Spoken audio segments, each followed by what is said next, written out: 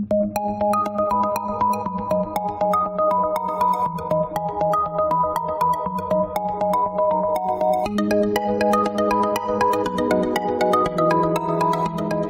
este simposium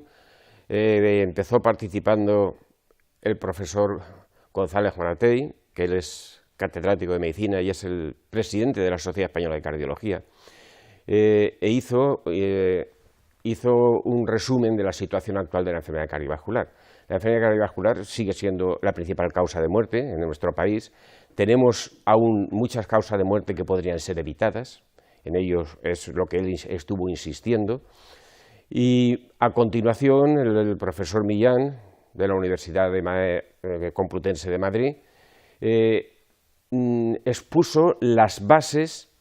en que se basa este nuevo tratamiento, los inhibidores, los anticuerpos que inhiben la PCSK9 y que por lo tanto disminuyen los niveles de colesterol y de colesterol LDL. Pues posteriormente se expusieron todos los trabajos actuales que hay sobre estos inhibidores,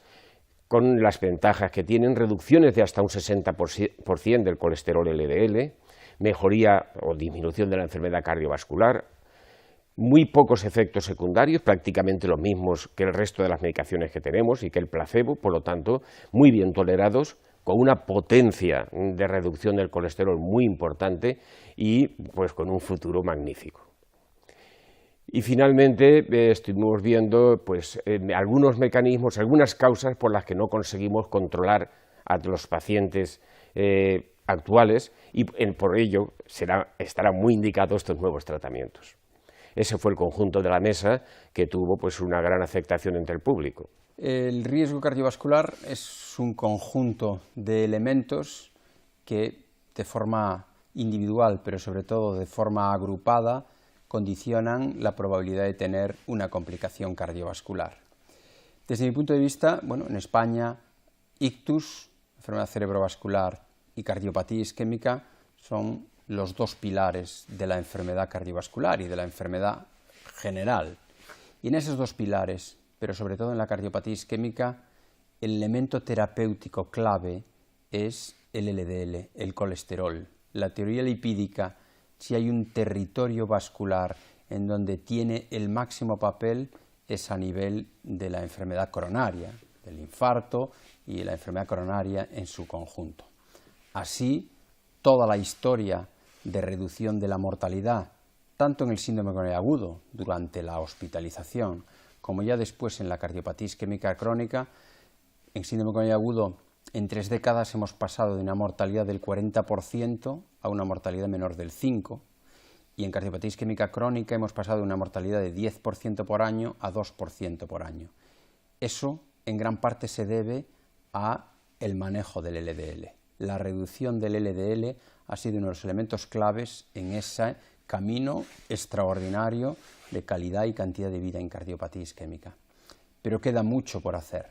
porque hay muchos pacientes subóptimamente tratados y sobre todo hay muchos pacientes que no logran los objetivos de control que en este momento plantean las guías de práctica clínica. Y además hay muchos pacientes en donde, a pesar del tratamiento óptimo, su nivel de LDL está por encima del que recomiendan también las guías de práctica clínica. Por tanto, en este momento que hemos hecho tanto, conocemos cosas que podrían condicionar un beneficio mañana. Si lo que conocemos se aplicara a los pacientes, mañana el impacto de la enfermedad cardiovascular más importante, que es la cardiopatía isquémica en España, se reduciría aún más. Este es el primer mensaje, que lo que hoy conocemos va a ser parte de la medicina del mañana ya, es decir, lo podríamos aplicar hoy a nuestros pacientes. Y en este área es de las pocas áreas en el conjunto de la medicina donde vamos a asistir a una revolución, también próximamente, y es que una nueva modalidad de tratamiento nos va a hacer ver que la teoría lipídica, si tú reduces de forma más significativa aún el LDL, primero tendrás una herramienta con estos nuevos fármacos que inhiben la degradación de los receptores del LDL y que tienen un impacto extraordinario en la reducción del LDL. Primero, podrías conseguir que pacientes que con la terapia estándar no logran objetivos, alcancen objetivos. Y sobre todo lo podrías conseguir en los pacientes prioritarios. A mí lo que me preocupa con esta revolución de fármacos es que lleguen de forma escalonada a los pacientes que más lo necesiten. ¿Quiénes son los que más lo necesitan? Excluyendo las hipercolesterolemias genéticas, que probablemente ahí no haya mucho debate, pero sí pacientes que han tenido un infarto y que a pesar del tratamiento óptimo siguen con niveles de LDL superiores, por ejemplo a 130 o 160, pacientes que han tenido varios infartos, varios síndromes coronarios agudos, especialmente si han tenido de repetición en el último año, pacientes a los que se les ha revascularizado, se les ha colocado un stent o se ha operado de coronarias, pero tienen diversas lesiones que no es posible revascularizar y tienen un LDL por encima de 130, esos pacientes, si tú lograras normalizar su LDL, tendrían un beneficio mañana. Otra cosa será el debate de cómo estos nuevos fármacos se pueden incorporar al conjunto de la enfermedad.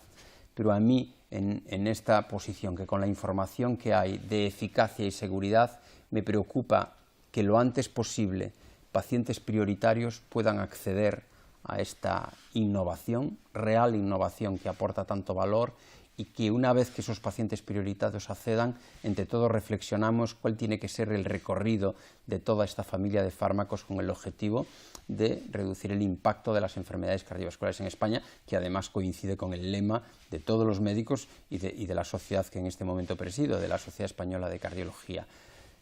Aparte, y yendo un poco más allá, yo además estoy convencido que en gran parte de pacientes, si tú lograras colocar su LDL por debajo de 40 o por debajo de 30, prácticamente, entre comillas, lo diría ahora, casi lograríamos erradicar la cardiopatía isquémica. Por tanto, estamos a las puertas de una nueva era que no sabemos hasta dónde puede llegar, pero lo que sí sabemos que lo antes posible hay un grupo de pacientes que se beneficiarían también mañana. Hay unos grupos de pacientes que se benefician mañana de optimizar la terapéutica que ya está disponible hoy, pero también hay unos grupos de pacientes que tras la primera comercialización de estos fármacos se beneficiarían mañana, y el objetivo de todos debe ser que a esos pacientes que se beneficien mañana esta innovación la puedan recibir. Lo que sí está claro es que estamos hacia un nuevo horizonte en la enfermedad cardiovascular, que de nosotros dependerá y de la investigación que planteemos cuál debe ser su recorrido, pero con una premisa: en España el elemento central de nuestro Estado social es la sanidad pública. Debe seguir garantizando excelencia con independencia del nivel socioeconómico de las personas y de su procedencia social, y uno de los elementos claves es que la innovación que aporte valor pueda incorporarse en la sanidad pública. Por tanto, este ejercicio de saber qué es innovación, cuál aporta valor y cómo incorporarla a nuestros pacientes es tan importante en una perspectiva de Estado social como el que tenemos en España. Bueno, tiene como objetivo fundamental el señalar algunos aspectos básicos de la nueva molécula, de particularmente las aplicaciones que tiene, su inhibición en el ámbito fundamentalmente clínico. Es una visión del clínico, yo soy clínico, y es una visión del clínico para explicarnos el porqué y cuáles son los fundamentos de la aplicación terapéutica de los inhibidores de la PCSK9, ¿no? Por tanto, desde la estructura y función, pasando por las alteraciones fundamentales que se han demostrado y, lógicamente, el mecanismo de acción de la proteína. Para terminar, analizando cuáles son las primeras aproximaciones a la inhibición de la molécula para corregir alteraciones dislipémicas, fundamentalmente la hipercolesterolemia, como consecuencia de los hallazgos previos en las mutaciones genéticas que condicionaban tanto elevaciones como disminuciones de las cifras de colesterol. Y sin duda alguna, pues terminar señalando cómo el gran avance farmacológico supone disponer de anticuerpos monoclonales frente a PCSK9, lo cual en un transcurso de 9 años ha hecho que desde que conocemos los aspectos más básicos de la fisiopatología de la molécula, poder disponer de fármacos que han mostrado unos resultados espectaculares y esperanzadores. PCSK9 es una proteína que controla la cantidad de receptor LDL que tenemos en la superficie de nuestras células y, por tanto, controla la cantidad de colesterol que tenemos en sangre. En los últimos años disponemos de unos nuevos fármacos, que son los anticuerpos monoclonales anti-PCSK9, que han demostrado ser los más efectivos en la reducción de LDL colesterol. Y reducen el colesterol LDL, el colesterol malo, en unos porcentajes superiores al 50-60%, cifras a las cuales no estábamos acostumbrados. En mi ponencia voy a repasar los últimos datos de estos estudios, fundamentalmente del anticuerpo monoclonal alirocumab, en diferentes poblaciones, y por primera vez vamos a ver cómo este grupo farmacológico es capaz de reducir las enfermedades cardiovasculares. En breve periodo de tiempo, gracias a su alta potencia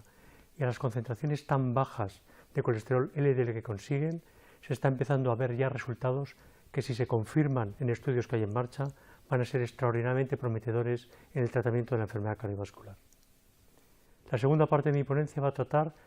sobre cómo estos fármacos van a modificar en un futuro más o menos próximo el tratamiento y el manejo de los pacientes con riesgo cardiovascular elevado. Y claramente este grupo farmacológico lo que va a conseguir es que vamos a poner a muchos más pacientes en cifras de colesterol LDL que les van a hacer mucho más resistentes a la arteriosclerosis, y por tanto vamos a tratar más y mejor las enfermedades cardiovasculares y por tanto van a reducir la enfermedad cardiovascular con entera seguridad. Muy bien, básicamente vamos a abordar el tema de analizar si el tratamiento con estatinas es suficiente a la hora de reducir los eventos cardiovasculares. Y a esa pregunta que se la voy a plantear al auditorio, la respuesta con múltiples evidencias va a hacer que no es suficiente. Que a pesar de que las estatinas han supuesto un avance muy importante para reducir la mortalidad cardiovascular, a pesar de ello, todavía en los pacientes que reciben tratamiento con estatinas, al menos 3/4 partes de ellos se siguen muriendo de enfermedad cardiovascular. Es decir, todavía tenemos un amplio camino para recorrer. Y la vía que se ha demostrado que puede reducir ese camino para reducir ese riesgo cardiovascular que persiste después de tratamiento con estatinas es aumentar la potencia de reducción en los niveles de LDL colesterol. Ya existen varias evidencias que sugieren que si reducimos los niveles de LDL colesterol en ciertas poblaciones de alto riesgo cardiovascular, podemos tener un beneficio adicional utilizando nuevas estrategias terapéuticas como la inhibición de una proteína que modula el receptor LDL, que es la PCSK9. Y recientes estudios claramente han demostrado que esa reducción adicional en los niveles de LDL colesterol determina una reducción en el riesgo cardiovascular adicional de más de un 50%.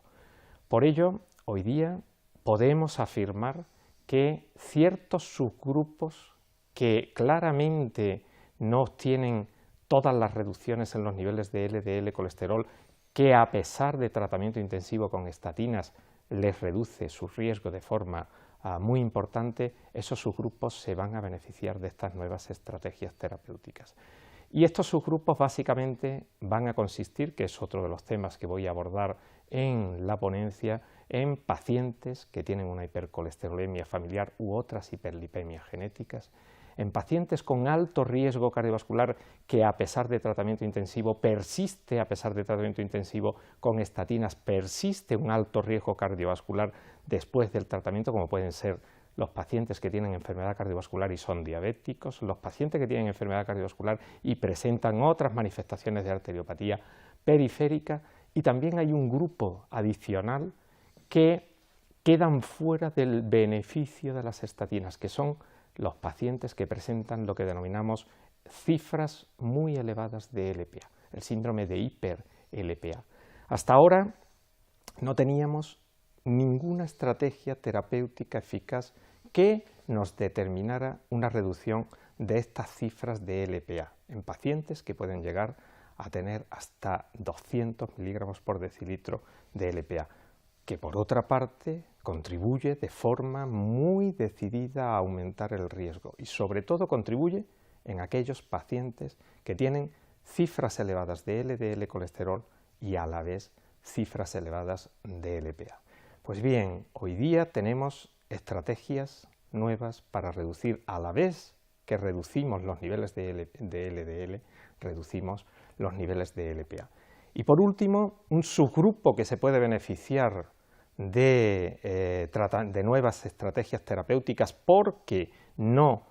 se benefician completamente del tratamiento intensivo con estatinas son los pacientes que en parte se hacen intolerantes a las estatinas. Aunque este es un síndrome todavía no bien definido clínicamente, porque no tenemos criterios diagnósticos rigurosos y exhaustivos para definir, y probablemente su prevalencia, que desconocemos, es en un abanico muy amplio, sí que hay ciertos subgrupos de estos pacientes que no toleran ninguna estatina y que pueden ser subsidiarios para reducir su riesgo cardiovascular de el abordaje mediante nuevas vías terapéuticas como la inhibición de la actividad de PCSK9.